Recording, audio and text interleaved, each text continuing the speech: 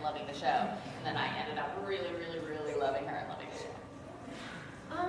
In Fruits Basket and Koto-Cha, they have the theme of a writer who never gives the manuscript to the publisher. Like, is there something there about that, or like?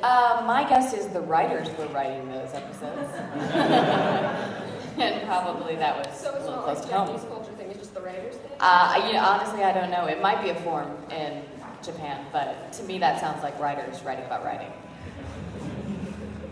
If I was to write a show, I would probably be writing about actors who are hungover and don't want to get booze. Not that I'm hungover frequently, just I've been around it. Sharon! I have a question about the production cycle. I've watched some of the Miyazaki films that Disney's done, and they basically say that they have the entire cast sit down and watch the movie a couple times and then translate it. I was wondering if you do that for a series. Oh, wow. And if you get like the entire cast sit down and see the series so they can see who the characters are. Right. With the translations and whatnot. It would be so wonderful if we had the time. I have to go to the 4th floor. I work on the 2nd floor. I have to go to the 4th floor and harangue people to get the subs to watch so that I can watch them as I'm directing the show. So that I can watch them before I direct the show. And we would never, ever be given the time to let people watch it. I start with my main characters when they come in. I hand them a disc of as many as I can get them and tell them to start watching it. But we aren't given, I'm not even given time in the booth to review before they want to, time is money, yo. So the longer that booth is open, the more money they're draining. It just wouldn't happen. Could you do Mama's voice for us? Mama's voice? Sure. Does anybody remember a line? Do you remember a line of Mama's that you like? That'd be really helpful. Ordinary against extraordinary lines. We've been saying a lot the line where several years ago you decided to stop being an ordinary woman and become an extraordinary woman.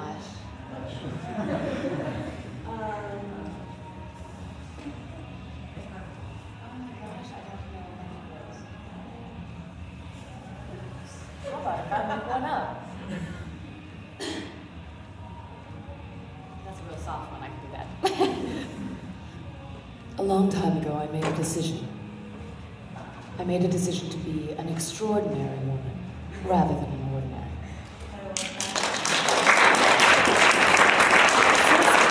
Close to one of them? I feel like I said that at one point.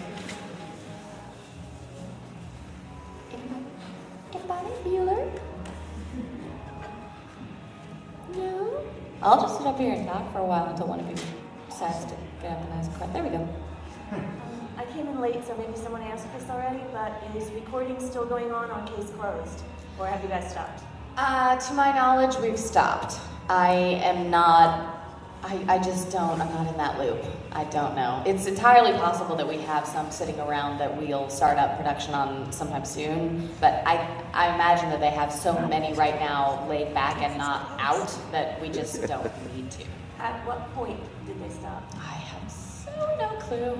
I'm sorry. Hi. Maybe someone asked this already, but out of all the characters you did, which one do you relate to the most? Rose. Rose Anderson in Salty Ray. Okay. I love her. No, she's the closest to my voice. I probably relate best. Okay, I'm gonna say a mix between my two characters in Full Metal.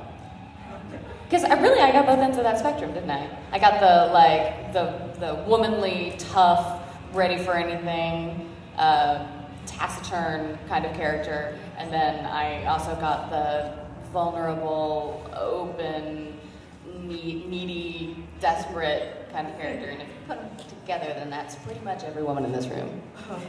And I was gonna ask, could you do a scene from Full Metal Alchemist from your Hawkeye? Oh my gosh, you guys, my voice sounds terrible today. Yes, okay. Let's see. How about loud? Babies aren't born after just 5 months!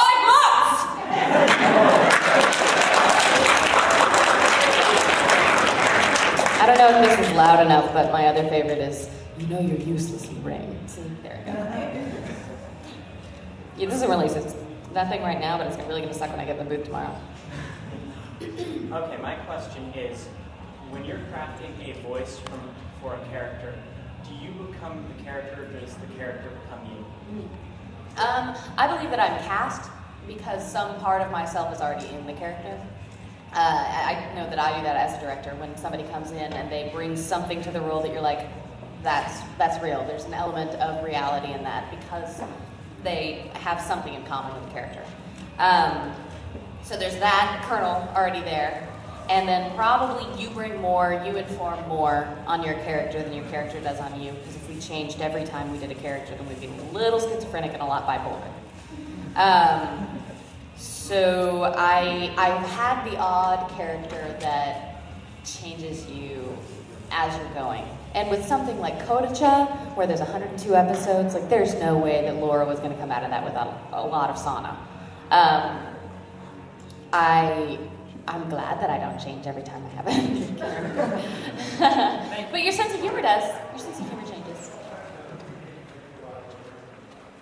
Hello. I think it's on. Yes, sometimes that's work all the time. Oh, unfortunately. Anyway, I suppose you can tell us what future projects you're working on or what the projects you're working on right now. Sure, I can tell some of them. I can't tell all of them. I'm directing and acting in Tsubasa, Reservoir Chronicle. Which character is Tsubasa? I play Yuko. And we also have one of the movies for Holic, so I'll be doing Yuko there as well. Ex-Holic. Let's see. Seriously. I've got that going. I just finished up Salty Ray. I am still doing Shin-Chan. I play a baby in Shin-Chan, the baby girl, the sister, which is so much fun and really hard. And also a little gay boy, which is also fun and really hard. So you're not working at all on the One Piece property? One Piece, nothing has been decided. The directors have been decided, and the line producers, and then I think they just cast it last night in the hotel room. We all did auditions last week, and they brought the files with them because Justin Cook was like, okay, you guys have to have this cast by Sunday. You don't happen to know who's on the cast list, do you? I don't know, nor would I tell you ever. So.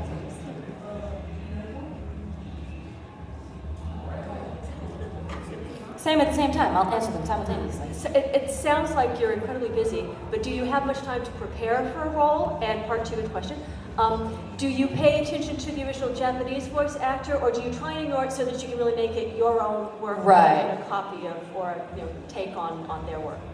As far as acting goes, you don't have much choice. You follow your director.